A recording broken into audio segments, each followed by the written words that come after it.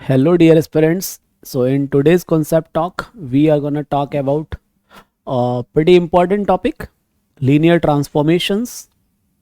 Because if you observe your PYQs from CSE and forest services, you get a like maximum weightage is from the LT itself. ठीक है? So LT is not only the LT itself, but it contains different sub-segments as well, like matrix representation, like eigenvalues associated with some operator. So somewhere we find कि LT का fundamentals we need to be very clear about the things. Fair? So in today's this concept talk, we are gonna decode the basics. Even अगर आप PYQs को देखेंगे तो null space और range space से आपको भर भर के सवाल मिल जाएंगे. तो आज के इस कॉन्सेप्ट टॉक में हम समझने वाले हैं एक लीनियर ट्रांसफॉर्मेशन क्या होता है, उसके बेसिक्स क्या है, नल स्पेस और रेंज स्पेस में बिना कोई फॉर्मूला रटे हुए केवल डेफिनेशन के बेस पर कैसे सीएसई और फॉरेस्ट सर्विसेज दोनों के क्वेश्चंस को हम एड्रेस कर सकते हैं. सो this is not only about कि यार ये तो अपने को आता है. It is not like that. It is more about कि आपने जो 10 फॉर्मूले रट रखे हैं, अननेसेसरी स्टोरेज जो आपने कवर कर रखा है, उसको हटाइए. केवल डेफिनेशन पे फोकस करके किसी भी कैटेगरी ऑफ स्पेसेस में कैसे काम किया जा सकता है. तो आज का ये कॉन्सेप्ट टॉक उसके ऊपर बेस्ड होने वाला है. तो हम लोग जानेंगे लीनियर ट्रांसफॉर्मेशंस क्या होते हैं. ठीक, means the first thing we will learn about definition and obviously examples in support to visualize to make the things more clear. Then we will learn about null space of T, range space of T, if T is a LT, okay. Then we will learn about what is nullity, rank of T, और इन दोनों spaces के लिए basis, how to write basis. और हम इसके बाद PYQs भी देखेंगे which are asked in the CSE and forest services from 2009 onwards. Okay? तो हालांकि आपको ये लगेगा कि इतनी सारी चीजें तो हमने 4 क्लासेस में पढ़ी थी, आज एक क्लास में कैसे हो जाएगा. कुछ भी उड़ेगा नहीं, कुछ भी हवा में नहीं होगा, हर चीज सिस्टमेटिक होगी. और आज के इस कॉन्सेप्ट टॉक के बाद इस टाइप की प्रॉब्लम्स के लिए दिमाग पे कोई जोर नहीं डालना पड़ेगा. I am pretty sure. Focus कहां है? Definitions and systematic learning. चले क्वेश्चंस कहां से आए. ओके डियर फेलोज, तो सबसे पहले हम पढ़ेंगे कि लीनियर ट्रांसफॉर्मेशन या लीनियर मैपिंग बोलते किसको हैं. ठीक है, एकदम बेसिक से जाएंगे, कोई दिक्कत वाली बात नहीं है. कितने भी बेसिक से मैं जाऊं फिर भी 30 से 35 मिनट में ये चीजें समराइज हो जाएंगी. ठीक, so let's consider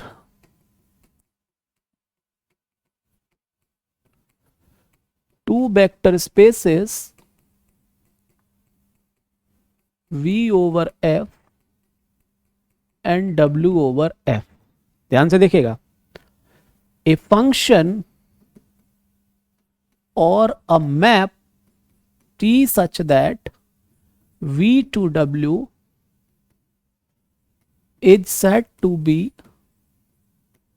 a linear transformation if it preserves the linearity. Ultimately, the word you can use here is it preserves the linearity. So what does it mean by preserving the linearity? It simply means if I take, then this should be like this. Okay? जहां U और V जो है वो capital V के element हैं, alpha beta F के elements हैं, T of U, T T of V will belong to W itself. ठीक है, so this is the definition which we learn at the first sight. Definition तो देख लिया, अब जब तक उसको विजुअलाइज नहीं करेंगे तब तक इन चीजों का कोई मतलब नहीं है। ठीक है, विजुअलाइज करने के लिए क्या चाहिए होगा, एग्जाम्पल्स चाहिए होंगे। तो एक एग्जाम्पल ले रहा हूं मैं आपको। मान लो टी सच दैट R3R से R2R के ऊपर एक मैपिंग डाली है which is defined by T of x1 x2 x3 as x1 square 0 x2 plus x3। ठीक है, मान लो एक और मैपिंग हमने डाली है, R3 से R2 ही रखा। ठीक,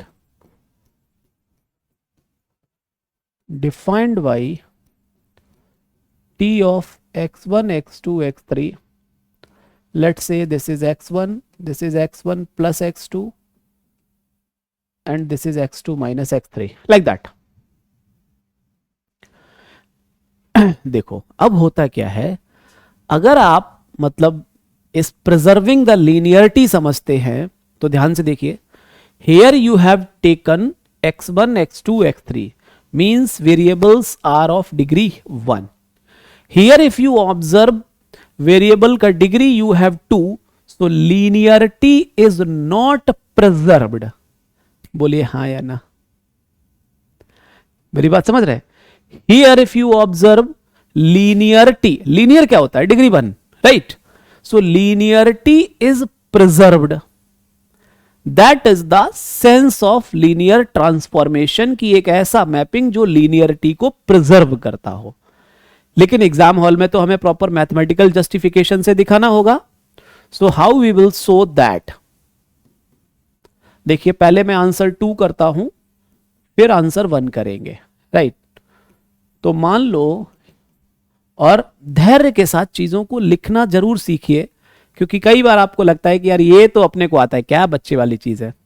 लेकिन फिर वही चीज, सिस्टमैटिक लर्निंग अगर करनी है तो बेसिक्स को पहले बिल्ड करते हुए ही आगे बढ़ सकते हैं आप। तो मान लो आपने एक वेक्टर ले लिया R3 में, ठीक है, एक दूसरा वेक्टर ले लिया R3 में, ठीक, फील्ड है R, तो मान लो अल्फा बीटा ले लिया R से, ठीक है। तो alpha dot u plus beta dot b क्या मिल जाएगा, alpha dot x1 plus beta dot y1, right और not? Alpha dot x2 plus beta dot y2, alpha dot x3 plus beta dot y3। ध्यान से देखिएगा, आई विश टू हैव कि T of alpha u plus beta v क्या alpha T of u plus beta T of v लिखा जा सकता है, तभी तो टी लीनियर ट्रांसफॉर्मेशन होगा। चलो, so this will be T of alpha dot x1 plus beta dot y1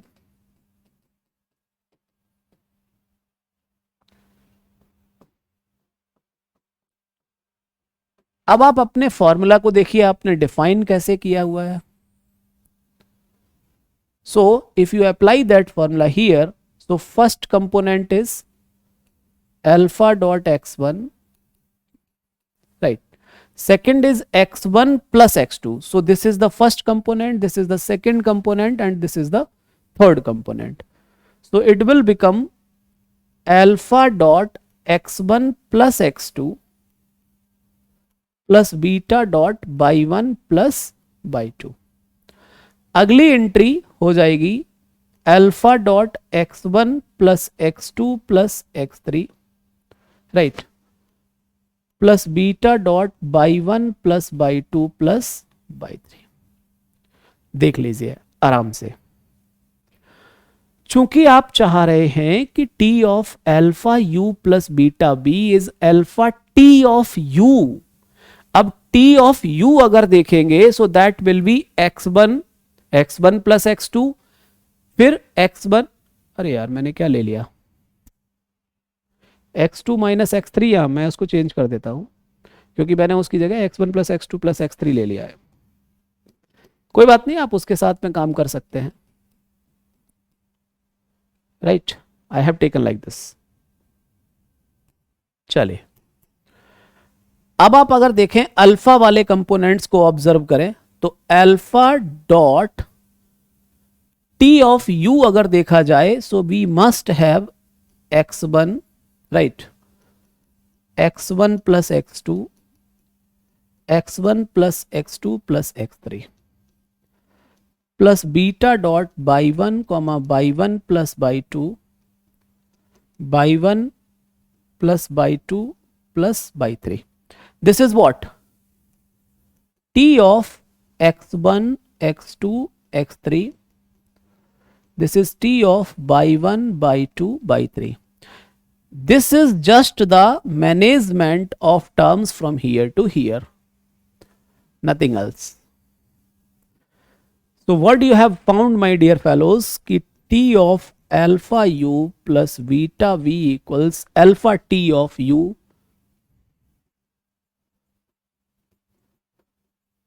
plus beta t of v, right? कोई दिक्कत यहां तक, कोई परेशानी? अब आप कहेंगे सर आपने तो हमारे 5 मिनट वेस्ट कर दिए, ये तो हमको आता ही था। फेयर एनफ, टाइम वेस्ट नहीं किया। आपकी तरह मैं भी एक स्टूडेंट था, मेरे को भी ओवर कॉन्फिडेंस रहता था, लेकिन जब अंडर ग्रेजुएशन जब लिखने बैठता था तो मैथमेटिकली रिप्रेजेंट नहीं कर पाता था कि यहां से यहां मूव कैसे करें। ऐसा नहीं कह रहा हूं कि मैं मतलब 2-4 साल तक यही नहीं कर पाया, नहीं, जो फर्स्ट राउंड ऑफ लर्निंग होती है वहां इन चीजों को रिप्रेजेंट करने में दिक्कत आती थी। तो मैंने क्या किया, 2-3 मिनट आपके एक्स्ट्रा लिए और आपको ये फील कराया कि इस प्रोसेस में आपको एक बार लिखकर जरूर देखना चाहिए, so that things are settled into your mind. बाकी आप इसी प्रोसेस से जब इसको मूव करेंगे you will get this is not a LT and this is a LT. मैंने तरीका बता ही दिया। अब इसके अंदर अब जब आप जाएंगे तो सिंपल सा कॉन्सेप्ट है कि x1 square plus x2 square type चाहिए, पर x1 प्लस x2 का whole square need not be equal to x1 square plus x2 square. बस इस लॉजिक को वहां अप्लाई कर दीजिए, यू विल गेट कि t of alpha u plus beta v need not be equal to alpha t of u plus beta t of v, so t is not LT। Visualization के through सबने दिखाई दिया है कि linearity is not preserved, so it is not LT। देख लीजिए, कोई doubt है तो कहिए। If you have any doubt you can ask for that.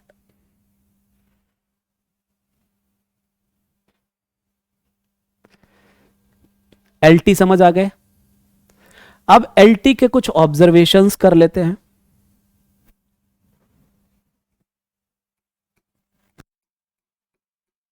देखना ध्यान से, let t such that v to w be a linear transformation, ठीक है? then t of 0 vector of v it always goes to 0 vector of w, t of 0 vector of v always goes to 0 vector of w। फिर आप लोग try करेंगे इसको क्या, कि ऐसा क्यों होता है? एक बार कोशिश करके देखिए कि ऐसा क्यों होता है। Will you please try? चलिए मैं करता हूं आपके लिए, देखिए ध्यान से। Since t is a linear transformation, तो by definition क्या होना चाहिए? t of alpha dot u plus beta dot b equals alpha dot t of u t of v, जहां अल्फा बीटा फील्ड के एलिमेंट्स है, u और v v के element है, T of you and T of V W के element, right और not? Now if we choose in particular,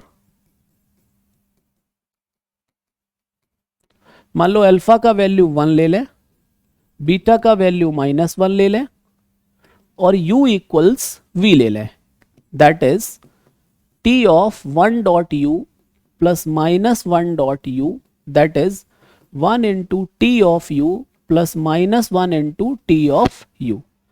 So this is t of u minus u, that is t of u minus t of u. So that is t of 0 vector, it goes to 0 vector. Mark star here. Remember this, क्योंकि ये पूरे के पूरे linear transformation में आपसे चाहिए होगा to interpret something. देख लीजिए, और आपको कोई दिक्कत है तो आप कह सकते हैं.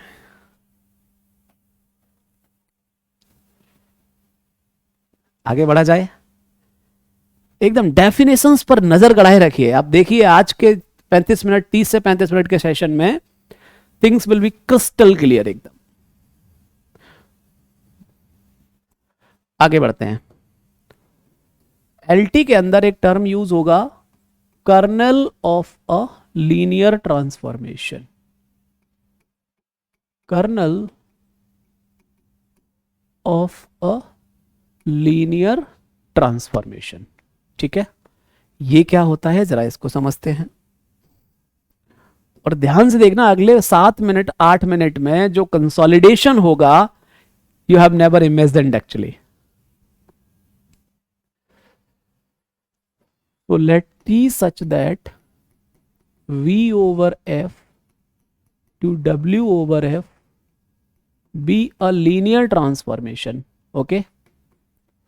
Then kernel of T basically होता क्या है, पढ़िए एकदम पहचानिए. कैपिटल V के वो वेक्टर्स जो कि T के अंडर में 0 पर मैप होते हैं. कैसे बोलेंगे? आराम से, बच्चा लोग की तरह.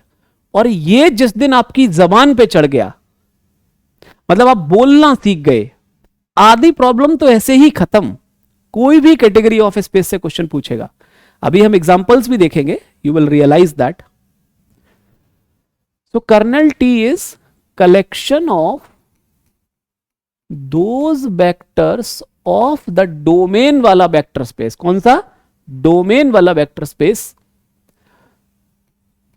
which are mapped to the 0 vector of W. क्योंकि इमेज किसके अंदर मिलेगा? वो तो W के अंदर मिलेगा ना, राइट? चलिए देखिए ध्यान से. फॉर एग्जाम्पल, मान लो हमने क्या किया, ध्यान से देखना. Let's say what I have done is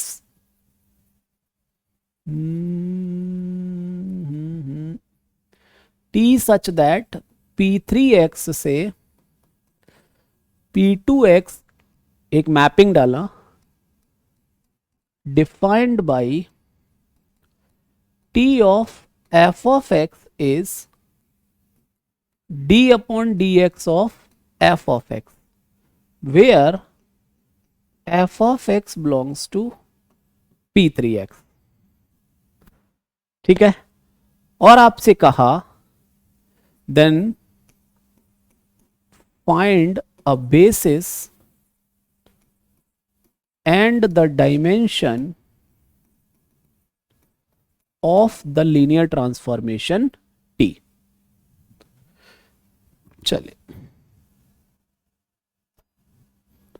find a basis and the dimension of linear transformation.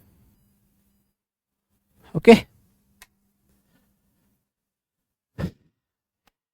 will you please try to go by the definition itself? एक बार बस कोशिश करके देखिए सभी लोग प्लीज.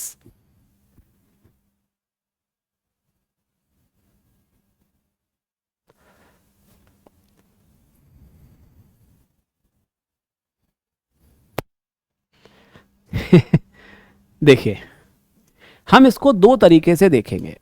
एक देखेंगे जस्ट लाइक अ चाइल्ड, है ना,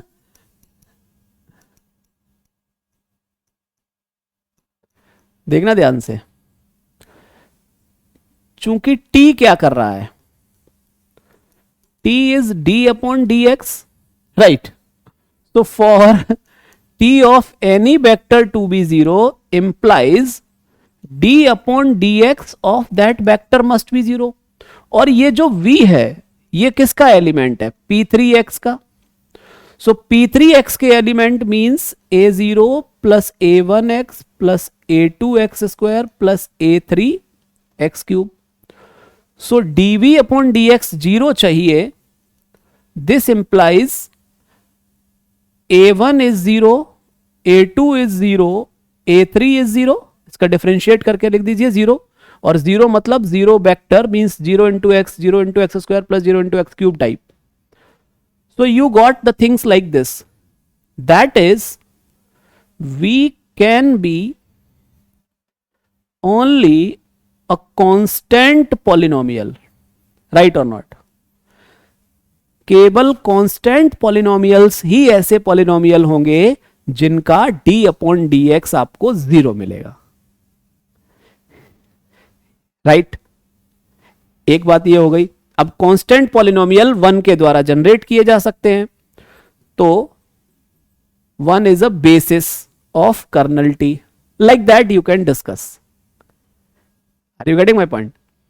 लेकिन इससे पहले हमें इसको सब स्पेस भी तो देखना चाहिए कि नहीं, बोलिए, मेरी बात समझ रहे? एक तो कर्नल टी कहने का मतलब क्या है वो मैंने आपको एक एग्जाम्पल के थ्रू दिखाने की कोशिश की, फिर अब उसने कहा बेसिस एंड डायमेंशन।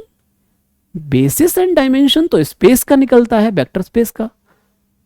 तो क्या कर्नल टी एक वेक्टर स्पेस बनाएगा? Are you getting my point? So this is just an example to think. We have the task now. What is the task? Kernel T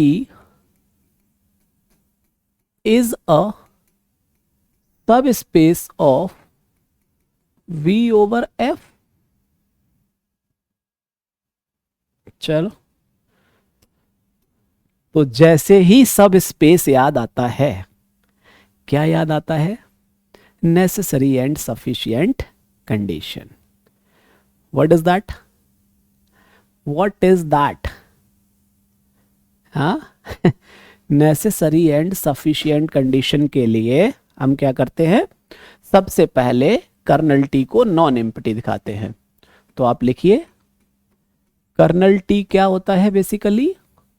ये v के, मान लो T v over f से w over f be a linear transformation such that t of v goes to zero vector, right? अभी अभी हमने क्या observe किया था प्यारे बच्चों? क्या ऑब्जर्वेशन है? t of zero is always zero. इसका मतलब क्या हुआ? Since t of zero vector is always mapped to zero, so zero vector will always belongs to kernel। तो कर्नल टी, चूंकि कर्नल टी के एलिमेंट किसके हैं? कैपिटल बी के एलिमेंट्स ही आ रहे हैं। So kernel T is a non empty subset of V. Check it out please. पहला स्टेज, इग्नोर इसको कभी नहीं करना है। सब स्पेसिस की कहानी करते करते हम लोग इतना जान चुके हैं। से यस और नो?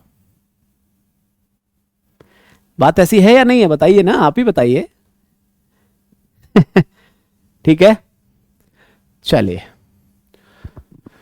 तो अभी हम क्या कह सकते हैं? Subset of B.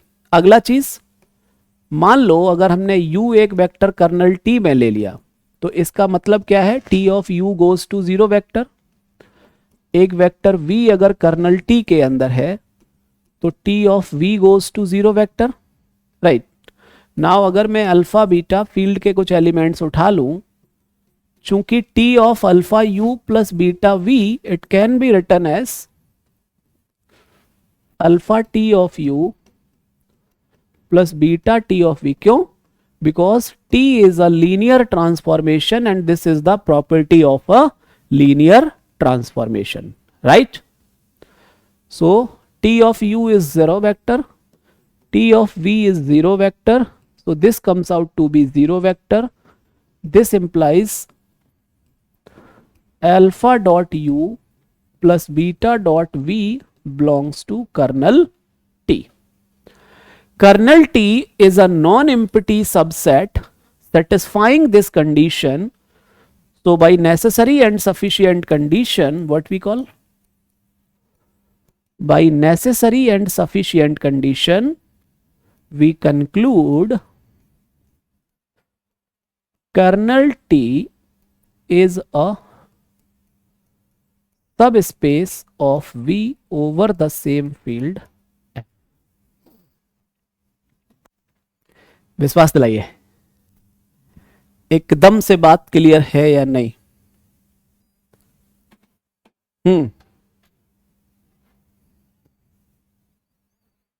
चमक गया कर्नल टी, सब स्पेस बन गया. कर्नल टी के बारे में और कुछ कह सकते हैं? स्पेस बन गया तो उसका डायमेंशन होगा, उसका बेसिस होगा. So those are the numerical questions we can have over the kernel T. Clear है बात? चलिए, तो फॉर एग्जाम्पल उसी वाले का देख लेते हैं जिसके बारे में लिखा था. इस पे देखिए, यही तो हमने देखा है. यहां से हमें कर्नल टी क्या मिल गया? That is constant polynomials only, जहां पर a0 कहां पर है? रियल नंबर से, राइट? तो s equals to 1 is a basis for kernel T. So dimension of S equals 1, ये वाला नहीं, number of elements, number of vectors in a basis called dimension of that vector space. एकदम विश्वास के साथ कहिए कि हाँ सर, ओके है. अब बात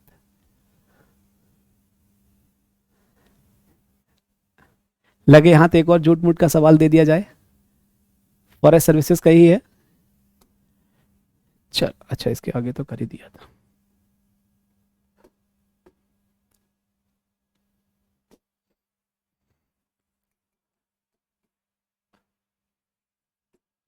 let t such that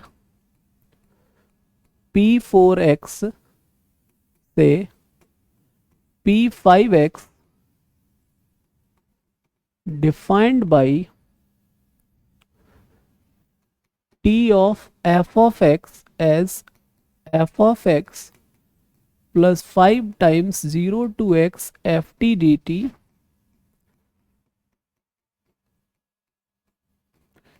then discuss about इसका नल स्पेस क्या होगा. ठीक है, इसको null space is represented by this. Null space का डायमेंशन जो होता है उसको बोलते हैं nullity of T. Write a basis for null space T. चलिए, this is a question for you guys now and you will try to reply me over this.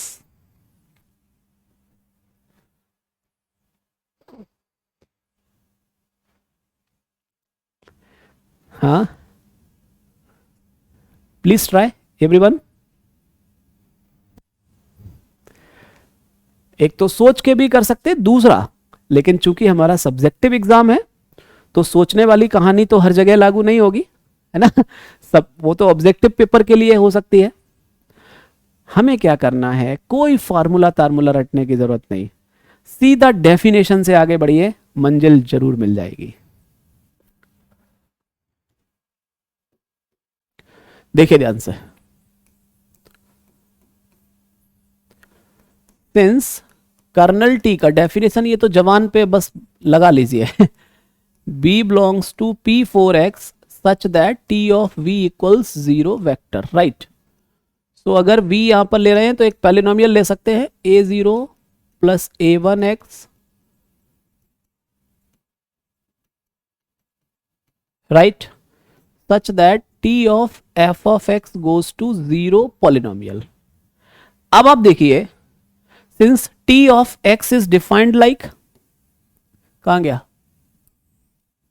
So from here what you can से f of x का मतलब a0 plus a1x plus a2x square, right, plus 5 times 0 to x a0 plus a1t।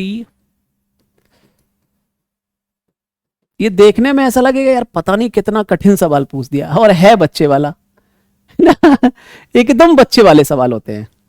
You need this as 0 polynomial, right? So this becomes a0 plus a1x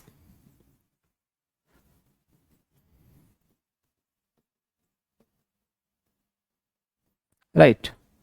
यहां से देखिए a0 x a1t square by 2, upper limit डालेंगे तो plus a1 x square by 2, a2 x cube by 3, 4/4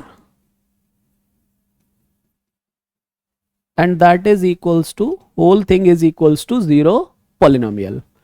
अब क्या है, right hand side में 0 polynomial लिखा हुआ है, तो लेफ्ट हैंड साइड में x के डिफरेंट कोएफिशिएंट्स अरेंज कर लिए जाएं, डिफरेंट पावर्स के coefficients.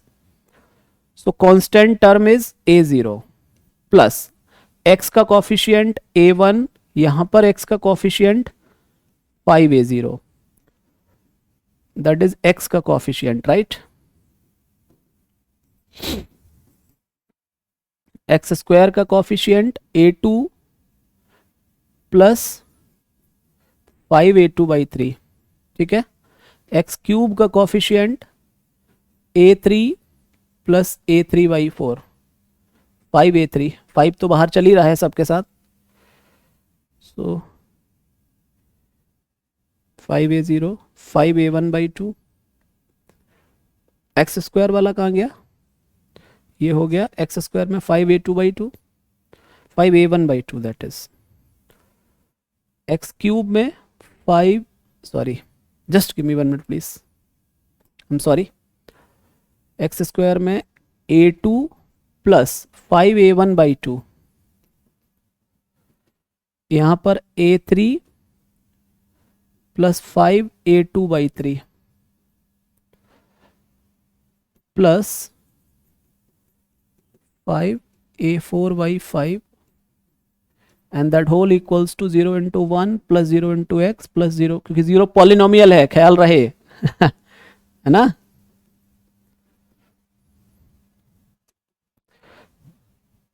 On comparing the coefficients क्या मिल जाएगा, a0 का वैल्यू 0, सो a1 का वैल्यू 0, तो a2 का वैल्यू 0, सो a3 का वैल्यू 0, सो a4 का वैल्यू 0। अल्टीमेटली अपने को मिल गया कि भाई कर्नल टी में वो पॉलिनोमियल आएंगे जिनका पहला ये 0, फिर ये, कहने का मतलब इसके अंदर आएगा केवल 0 polynomial, so that is 0 space.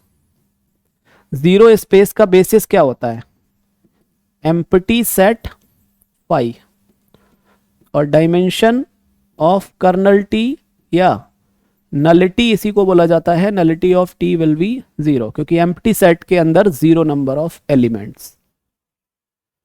देख लीजिए एकदम पूरे विश्वास के साथ देखिए, और कोई डाउट होगा तो बताइए, आराम से देखिए।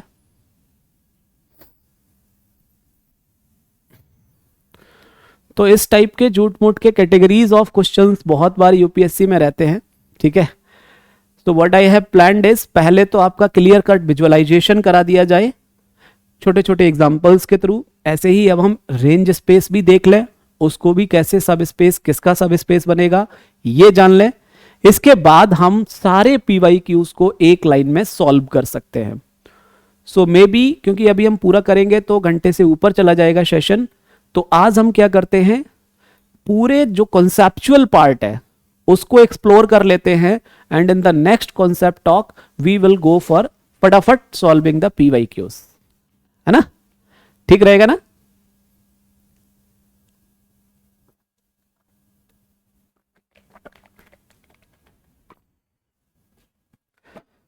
क्योंकि मेरा मानना यह है, अगर हम कॉन्सेप्चुअली चीजों को एक बार दिमाग में सेटल कर ले जाए ना भाई साहब, लाइफ सॉर्ट हो जाती है। हमारी प्रॉब्लम क्या है, हम फॉर्मूले के पीछे भागते रहते हैं, ये रट लिया वो रट लिया, सॉल्यूशन के लिए ये वाला, पॉलिनोमियल के लिए ये वाला, मैट्रिक्स के लिए वो वाला, लाइक दैट हेल कर लेते हैं। इतना इजी सा टॉपिक, उसके लिए भी दिमाग में इतना दही जमा लेते हैं। ऐसा नहीं करना है आपको।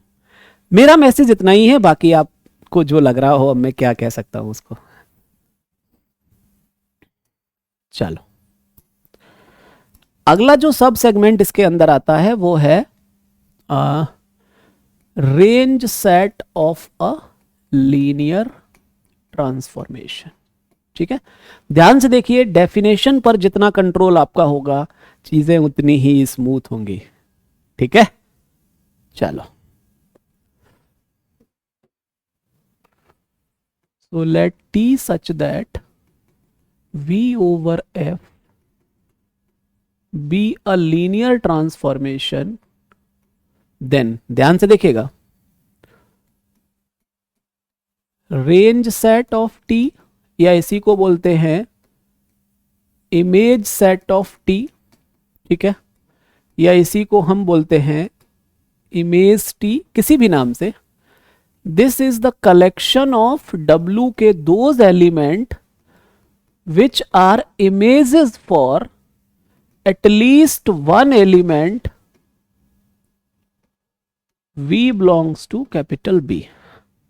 मैथमेटिकली अभी एकदम से पल्ले नहीं पड़ा होगा, बोलना नहीं सीखे होंगे, और इसके जो प्रूफ टाइप के क्वेश्चंस होते हैं वहां दिक्कत इसीलिए आती है क्योंकि आप बोलना नहीं सीखते हैं, आप उन चीजों को महसूस नहीं करना सीखते हैं, प्रॉब्लम वहीं स्टार्ट हो जाती है। ठीक है, अब आप देखिए इसके अंदर, be on the board please, Hindi में लिख दीजिए एक बार, collection of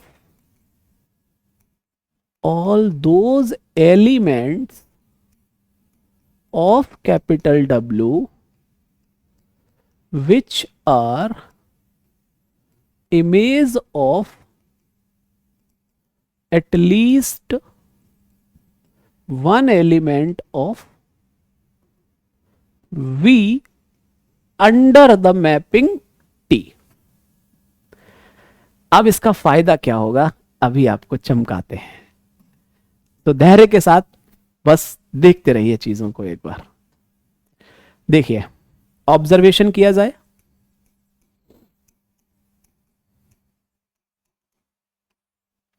number first, since T is a linear transformation, so zero vector will always go to zero vector। ये किसका है, V का, ये किसका है, W का। That is there exists zero vector belongs to B such that T of zero vector is zero vector belonging to W। so ये जो वेक्टर है एटलीस्ट जीरो की तो इमेज है ही, तो हम क्या बोलेंगे, image T is a non empty subset of W। Capital W है वहां पर, सॉरी, देख लीजिए, और कोई डाउट है तो कहिए। If you have any single doubt you can cry as well.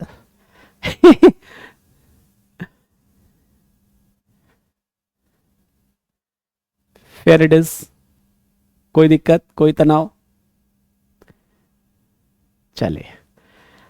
अच्छा, अब ये बताओ, जैसे ही मैं आपसे कहता हूं कि ये नॉन एम्प्टी सबसेट है, आपके दिमाग में सबसे पहली बात क्या आती है कि अब मास्टर कहां ले जाएगा?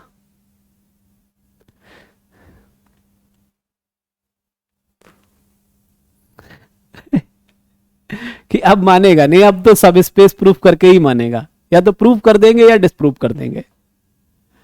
आती है या नहीं? अगर आप लगातार कॉन्सेप्ट टॉक्स अटेंड कर रहे हैं तो, नहीं कर रहे हैं तो फिर ये तो आपकी श्रद्धा है, फिर तो मैं कुछ कह नहीं सकता उस पर।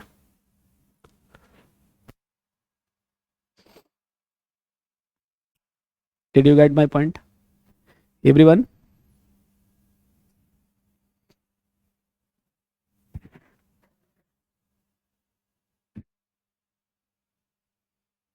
आगे बढ़ू, चले। तो मान लो, अब दूसरे पॉइंट पर जाएं, नॉन एम्प्टी तो हो गया। Let W1 belongs to image T। और जब मैं आपसे सब स्पेस की बात करने लगता हूं तो आप उस सेट की पहचान पर अटक कर रह जाते हैं। तो इमेज T की पहचान क्या है? पहचान क्या है इमेज T की, जल्दी से बोलिए। अगर W1 इमेज T में है, this implies T of V1 is W1 for some V1, some का मतलब एटलीस्ट 1, ठीक है। अगर W2 इमेज T में है तो इमेज T की पहचान क्या है? T of V2 goes to this for some B2 belongs to B। बोलो हाँ या ना? अरे बोलो भाई। तो for alpha belongs to field, beta belongs to field, ध्यान से देखिएगा, क्या alpha W1 beta W2 image T में जा रहा है? बोलिए। अब यही तो क्यूरियोसिटी है हमारे अंदर, इसके अलावा और तो कोई क्यूरियोसिटी है नहीं अब यहां। अरे भाई हाँ या ना तो बोला कुछ।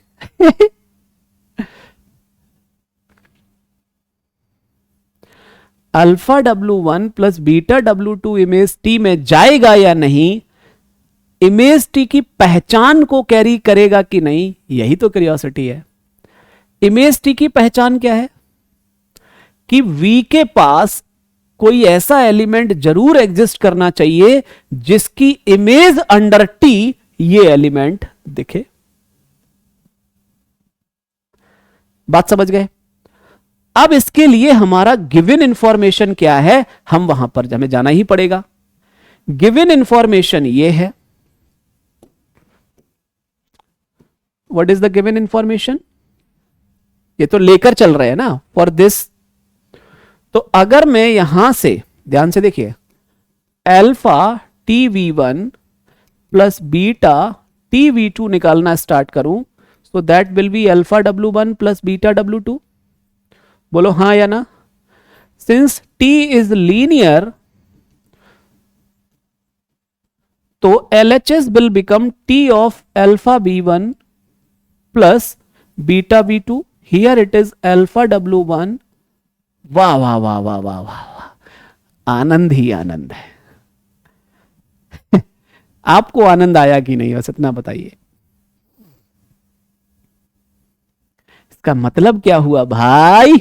दिस इंप्लाइज इस एलिमेंट का इमेज है ये, तो alpha W1 plus beta W2 will belong to image T। Non empty subset दिखा चुके थे पहले ही, कहां गया? नॉन एम्प्टी सबसेट और नेसेसरी एंड सफिशिएंट कंडीशन के माध्यम से क्या बोलेंगे? तो by necessary and sufficient condition, yes, image T is a subspace of W over the field F, और इसी को बोला जाता है range space of T denoted by this, या इमेज स्पेस ऑफ T। और जैसे ही ये वेक्टर स्पेस बन जाता है तो इसकी जो डायमेंशन, ये एक ही वर्ड है, इसकी जो डायमेंशन होती है उसको बोलते हैं रैंक ऑफ T। तो नल स्पेस की जो डायमेंशन होती है उसको बोलते हैं नलिटी ऑफ T, और रेंज स्पेस की जो डायमेंशन होती है उसको बोलते हैं रैंक ऑफ T। देख लीजिए आराम से। और पूरे विश्वास के साथ एकदम, झूठ मूठ का तमाशा तो चाहिए ही नहीं। डेफिनेशन पे पकड़ बनी या नहीं, इतना बताइए बस।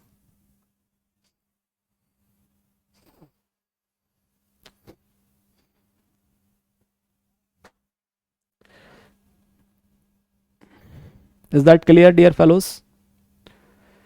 कोई डाउट, कोई परेशानी? देख लीजिए आराम से।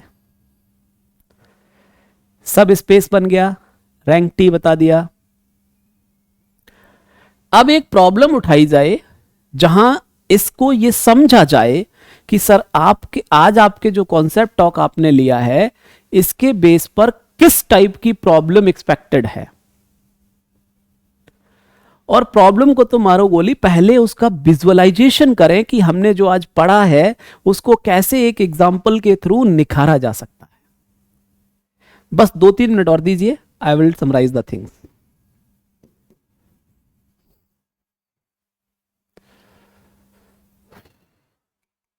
मान लो हमने एक मैपिंग डिफाइन किया, let T such that R3 से R3 डाल दिया, चलो ठीक है, सेम भी हो सकता है, अलग अलग भी हो सकता है। जिसको डिफाइन किया है हमने T of a, b, c as a minus b plus c, a plus b plus c, a plus c, let's say, ठीक है, लिख सकते हैं इस टाइप से। लीनियरिटी प्रिजर्व हो रही है, ये दिख रहा है सबको। लीनियरिटी, क्या इसमें कोई भी टर्म ऐसा है, कोई भी वेरिएबल जिसका पावर 1 से ज्यादा हो? तो देखकर ही हम बता सकते हैं कि yes this is the linear transformation. तो आज के कॉन्सेप्ट टॉक में जो हमारा फर्स्ट पॉइंट था वो क्या था? Understanding the definition of a linear transformation. यही था ना प्यारे बच्चों? Understanding the definition of a linear transformation. Linearity पे बात कर ली, ठीक है। फिर मान लो क्वेश्चन ने कहा discuss about null space of T. ऐसे ही पूछता है आपका, चाहे वो सीएससी हो चाहे फॉरेस्ट सर्विसेज हो, दोनों के अंदर range space of T, image space of T, ठीक है। मैं इस एग्जांपल के थ्रू आपको कुछ और भी विजुअलाइज कराना चाह रहा हूं कि कैसे इमेज टी की आप बेसिस लिख सकते हैं, और फिर डायमेंशन तो बता ही सकते हैं, उसमें तो कोई इशू। नंबर्स पे I am not bothering, I am much bothered about how to make you feel कि what does that mean. Clear है? चलिए, so how to answer such questions, let's start. ध्यान से देखिएगा सभी लोग। पहला point, since null space of T is the collection of those elements of the domain का space for which T of V is 0. So this will be those 3 tuples of R3 जहां पर T of ABC will go to 0 vector. So this implies ABC such that A minus B plus C is 0, क्योंकि T of A, B, C क्या है? A plus b plus c is 0। देख लीजिए आराम से, तनाव फिर से नहीं लेना है, तनाव की कोई जगह यहां पे जगह ही नहीं है, ठीक है। D upon d x of तनाव, तनाव से रिमूव रहिए, हमेशा दूर रहना है, ठीक। अब आप देखिए, क्या ये solution set of A x equals to 0 नहीं है? ए बी सी जो इसको सेटिस्फाई कर रहे हो, तो A is the coefficient matrix, right? X is the unknowns.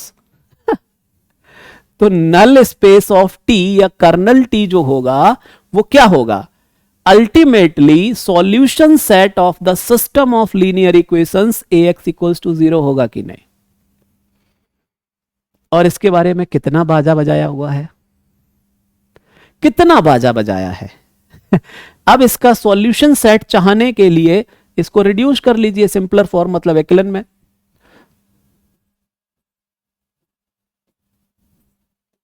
Right.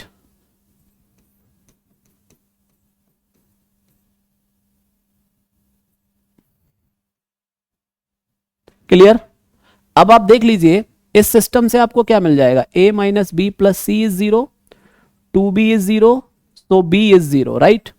मतलब a and c are free variables, यही बात है, a and c are free variables. अगर आपको इसका बेसिस लिखना हो, so what you can say, numbers देख लेना, अगर उसमें कुछ दिक्कत होगी तो बताएंगे, ठीक है। तो a को अगर फ्री वेरिएबल ले लिया तो 1, b का वैल्यू ऑलरेडी 6 0, c का वैल्यू माइनस, अच्छा ओ हो b इज 0, बाकी इक्वेशन तो फिर एक ही बची ना। So one variable is free, क्योंकि अगर आपने a को फ्री ले लिया c is automatically settled my dear fellows. So one variable is free only. ठीक है। अगर आपसे केवल नलिटी पूछा होता तो आप बोल देते यहीं पर कि क्योंकि सॉल्यूशन स्पेस की डायमेंशन हो गई 1, that is number of free variables, nullity आप वहीं बता देते। बेसिस भी पूछा है तो यहां से देख लिया। अब आपसे रेंज स्पेस ऑफ टी की भी बात कर रहा है, तो भाई साहब रेंज स्पेस ऑफ टी के अंदर वो वेक्टर्स आएंगे जो किसी ना किसी की इमेज हैं, ध्यान से देखना, जो किसी ना किसी की इमेज हैं। तो T of a comma b comma c अपने को ये दे रखा है। अब ये जो वेक्टर मिल रहा है ये इस वाले सब स्पेस, इस वाले वेक्टर स्पेस के अंदर एक वेक्टर है। अरे यार लालच बढ़ता चला जाता है फिर कि चलो यार अब कर देते हैं कर देते हैं।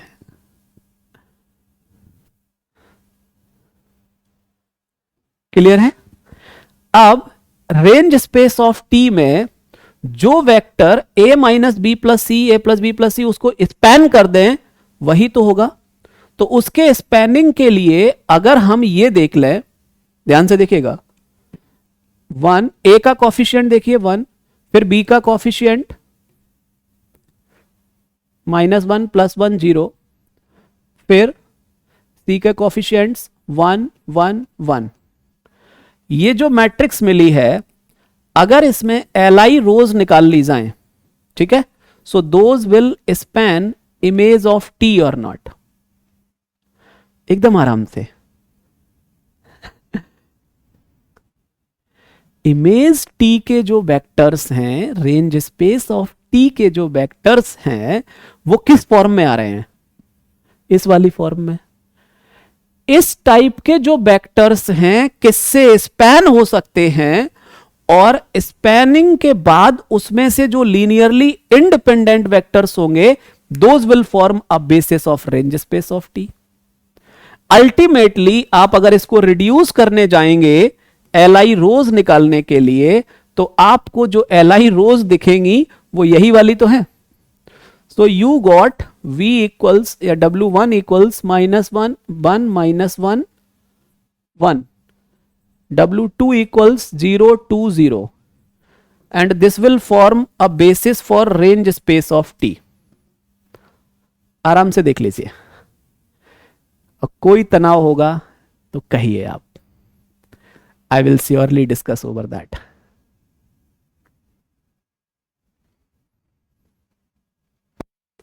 Are you getting my point, dear fellows? सब लोगों को बात क्लियर है? रेंज स्पेस क्या है, कर्नल टी क्या है, इसके अंदर कैसे अपन प्रोसीड कर सकते हैं, न्यूमेरिकल्स को कैसे डिस्कस कर सकते हैं। Fair? So it's enough from my side. I hope you will keep learning, keep enjoying the things with these concept talks. अगला वाला कॉन्सेप्ट मैं कोशिश करूंगा बहुत फंटेबुलस करने का, that is all about PYQs of CSE and forest services related with the LTs. Okay, so don't forget to miss that.